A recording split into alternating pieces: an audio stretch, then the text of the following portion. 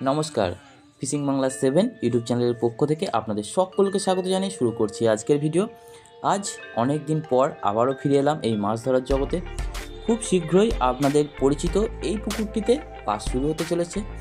এটি হলো পূর্ব বর্ধমান জেলার কালনা থানার অন্তর্গত বৈদ্যপুর স্কুল পুকুর। আপনারা সকলেই পুকুরটির সম্বন্ধে জানেন। একেবারে রাস্তার ধারে স্কুলের সামনে অবস্থিত এই পুকুরটি। চারপাশ গাছে ভরা সুন্দর একটি পরিবেশযুক্ত পুকুর। এই পুকুরটিতে পাস শুরু হচ্ছে আগামী 28শে ফেব্রুয়ারি 2026 শনিবার থেকে। পুকুরটির টিকিট মূল্য 3500 টাকা। পুকুরটিতে পাস চলবে 28/2/2026 শনিবার, 1/3/2026 রবিবার, 5/3/2026 বৃহস্পতিবার। এরপর পুকুরটিতে সপ্তাহে 3 দিন করে পাস চলবে, মঙ্গলবার, বৃহস্পতিবার ও রবিবার।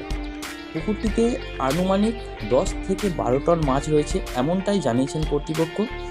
এছাড়া পুকুরটিতে মাছ দেখানো হবে আগামী 22শে ফেব্রুয়ারি 2026 রবিবার, বাংলার 9ই ফাল্গুন, ঠিক সকাল 10টায়। সেখান থেকে আপনারা সমস্ত কিছুই দেখতে পাবেন, কেমন মাছ রয়েছে, কোন সাইজ মাছ রয়েছে এই পুকুরটিতে। পুকুরটিতে পাস চালানোর জন্য বিশেষ কিছু নিয়ম রয়েছে। পুকুরটির টিকিট মূল্য 3500 টাকা, অর্থাৎ 3500 টাকা। 3টি করে ছিপ আপনারা ফেলতে পারবেন।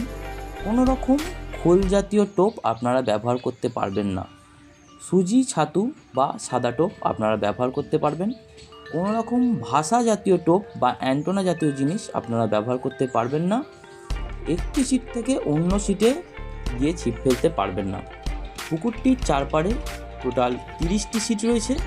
এছাড়া আমি কর্তৃপক্ষের নাম্বার প্রথমে স্ক্রিনে দিয়ে দিয়েছি, আপনারা চাইলে ফোন করে সেখান থেকে আরও যাবতীয় তথ্য জেনে নিতে পারেন। আবারও বলে রাখি, পুকুরটিতে মাছ দেখানো হবে আগামী 22শে ফেব্রুয়ারি 2026 বাংলার 9ই ফাল্গুন রবিবার, ঠিক সকাল 10টায়।